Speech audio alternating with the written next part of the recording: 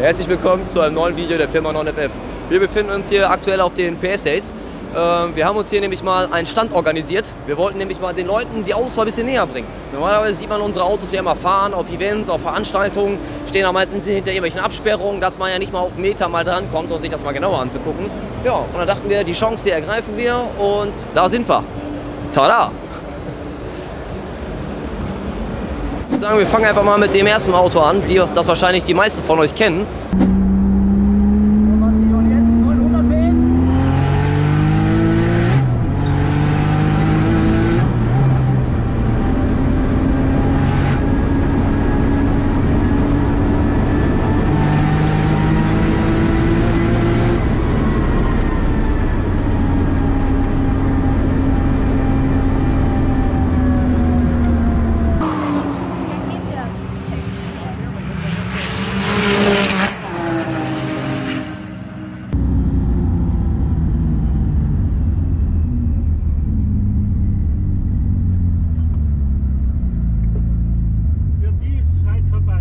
Alles gut, ich habe vorhin die Flagge nicht gesehen, tut mir echt leid. Ja, du bist viel zu laut, 107. Ach, 107, so laut? Ja. Das nicht gut. Und zwar unser Hans, so wie wir ihn nennen. Es ist ein G-Turbo.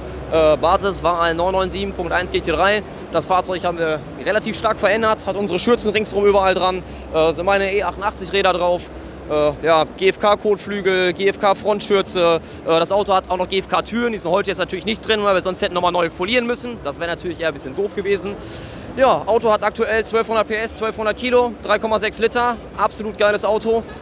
Fahrspaß ist so unglaublich hoch. Also wirklich, Auto mega geil. Mit Abstand eins meiner Lieblingsautos. Ja, ich würde sagen, wir springen direkt mal weiter zum nächsten, oder? Wir haben nämlich ein paar mehr Autos dabei. Also wir stehen jetzt hier neben einem 997.1 GT2. Der Kunde hat das Auto so weit verändert, dass er fast aussieht wie ein RS mit den ganzen Carbon-Teilen. Finde ich optisch sehr schick. Gerade auch der GT2 in GT Silber. Die Farbe kommt ursprünglich vom Carrera GT. Haben sie natürlich auch die GT-Fahrzeuge übernommen. Und ich finde, er darf das auch tragen. Er sieht nicht langweilig aus in der Farbe. Normalerweise silberne Autos sind ja meistens ein bisschen langweilig, dezent. Aber er kann das sehr gut tragen. Wunderschönes Auto. Wir haben das Auto umgebaut. 3,6 Liter Umbau, also im Prinzip Serienhubraum. Ja, Motor ist so weit umgebaut, dass er theoretisch 1000 PS könnte.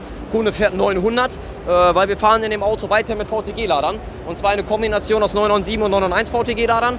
Deswegen kommen wir halt auf die 900 PS, weil mit dem normalen 997-Ladern würde es nicht funktionieren. Maximal mit dem vom 997 GT2, welche er drin hätte. Aber du kommst trotzdem maximal auf 850 und dann ist aber auch wirklich Sense. Ja, deswegen 901 Kombination, 900 PS, cooles Auto. Wir haben das Auto auch auf Cyvex umgebaut. Du hast das Schlüssel in der Tasche, ne?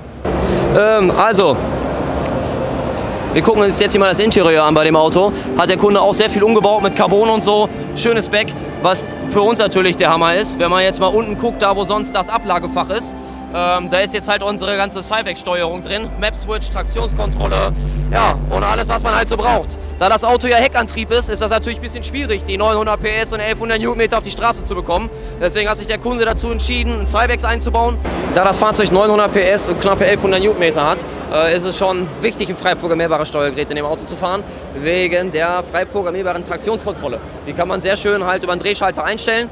Und kann man prozentual steuern. Hat halt den Vorteil, dass man halt immer an die Schlupfgrenze ranfährt. Genau da lässt man stehen und dann fährt das Auto perfekt geradeaus. Abgesehen davon können wir jetzt Boost bei hier machen mit dem Auto. Das heißt, wir können den Ladedruck gangabhängig steuern, was natürlich zum Vorteil des Kunden ist, weil wenn man gerade aus dem Stand losfährt, fährt man ja nicht sofort mit 2 Bar los. Das macht ja keinen Sinn. Da würden sich die Reifen sofort in Rauch auflösen und man hätte nichts gewonnen bei der ganzen Sache. Ja, cooles Auto. Kunde kommt übrigens nicht aus Deutschland, bisschen weiter weg hier aus Europa. Und ja, der kriegt bald sein Auto wieder. Ich glaube, der wird ja viel Spaß mit haben. Ich würde sagen, wir gucken uns direkt das nächste Auto mal an. Nachdem wir jetzt gerade einmal ein 997 GT3 und 997 GT2 hatten, machen wir jetzt mal was ganz anderes, und zwar was deutlich moderneres. Wir haben hier nämlich noch ein Kundenauto dabei, 992 Turbo S. Mit unserer größten Ausbaustufe aktuell. Normalerweise fahren die Fahrzeuge ja mit VTG-Ladern. Meines Wissens nach ist es das einzige Fahrzeug weltweit, was mit Garrett-Turbo-Ladern unterwegs ist und Wastegate-Steuerung. Normalerweise fahren die Autos mit elektronischen Wastegates und VTG-Regelung. Fällt bei dem Auto komplett weg. Der fährt jetzt halt externe Wastegates und wie gesagt, Garrett-Lader, G35 900 2 Stück. Motor ist von uns komplett umgebaut. Kolben, Pleu, Verdichtungsreduzierung, Kopfstehbolzen, Auslassnockenwelle und ja, Brücke ein bisschen umgearbeitet, weil die platzen gerne, die Mistdinger.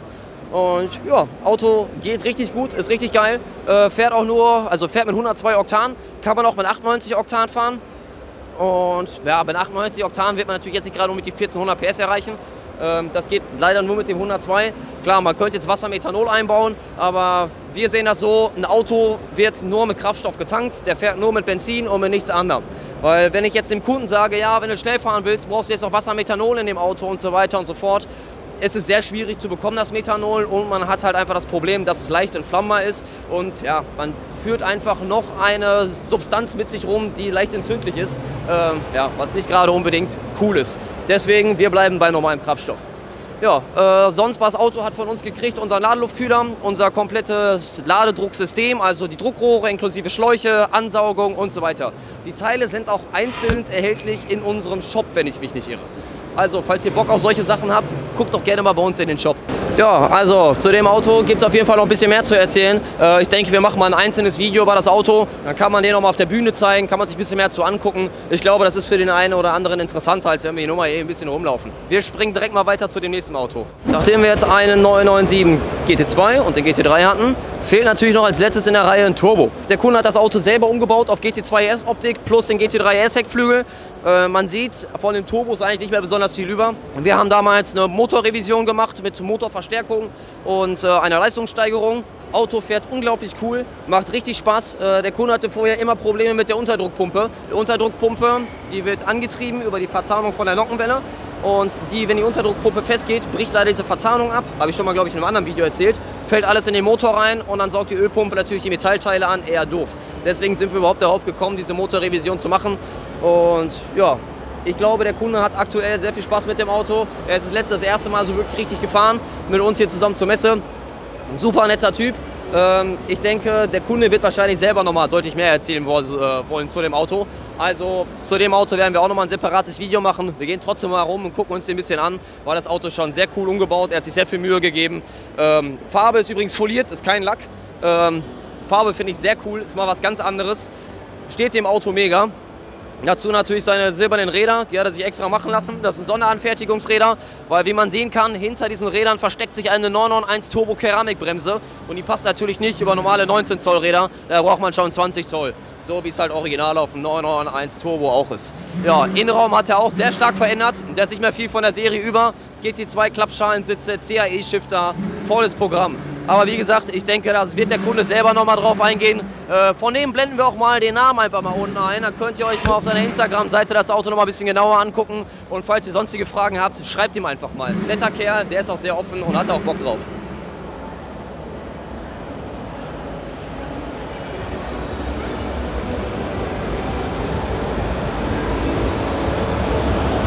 Zu guter Letzt gibt es jetzt hier noch ein Auto, das kennt ihr schon aus dem Trackday-Video von H&R, als wir am Bilzerberg waren. Ja, ein Auto, was man normalerweise nicht unbedingt im Straßenverkehr erwarten würde. Wir haben es trotzdem gewagt und haben dieses Auto Straße zugelassen. Ja, ist auch ein GT3, aber kein ganz normaler GT3. Ich weiß ja nicht, wie das mit euch ist, aber das kommt nicht so oft vor. Ich denke mal, die meisten anderen werden das gleiche denken wie wir. Boah, Junge, der Sound einfach, ne? Oh Markus, wie war das jetzt hier hinzufahren? Ganz schön laut, ja? Laut, aber erstaunlich gut, also ja. Laut und warm. Ja, ja. Was man ja alles einstellen kann in diesem Auto, ne? Das ist halt vollwertiges Cup-Auto.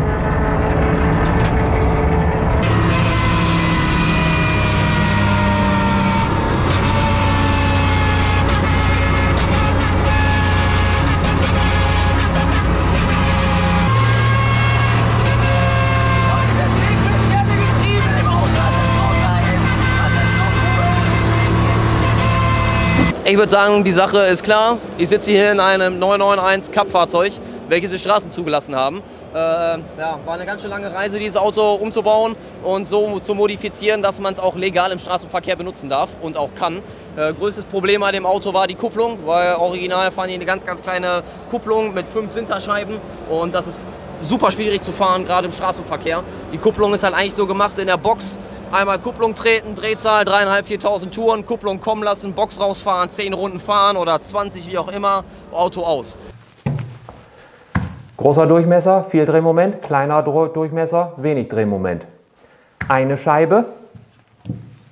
Und jetzt wird es interessant, man sieht es von der Seite, sehr viele Scheiben. In dem Fall 1, 2, 3 Reibscheiben. Man sieht hier auch schon überall schon Ecken ausgebrochen, auch Hitzesache, aber die Belege sind noch ganz da.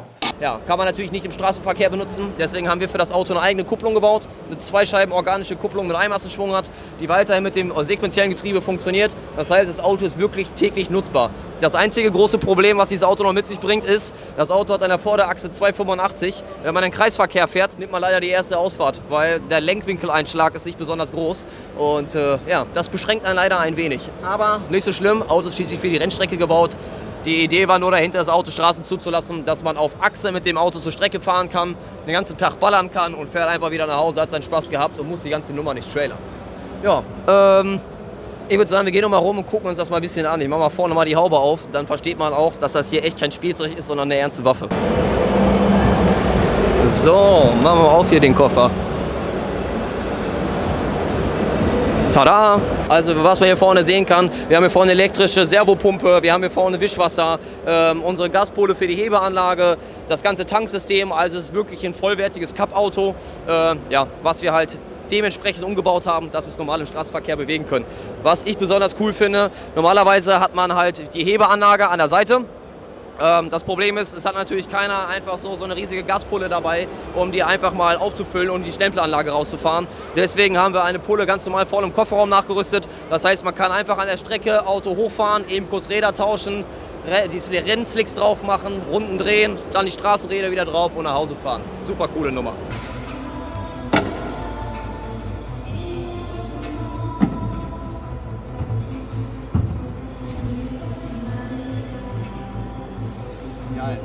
Der hat den Ben auch rausgehauen. Hatte Ben leider nicht so einen guten Start und dann hat er ihn versägt. Ne? Bens Auto ist brutal schnell. Also das Ding geht gut. Auch mal auf der Rennstrecke fahren. Ja? Also soll nicht einfach so ein Stehfahrzeug sein, sondern er muss mal fahren. Also ein richtiges Fahrzeug. Ja.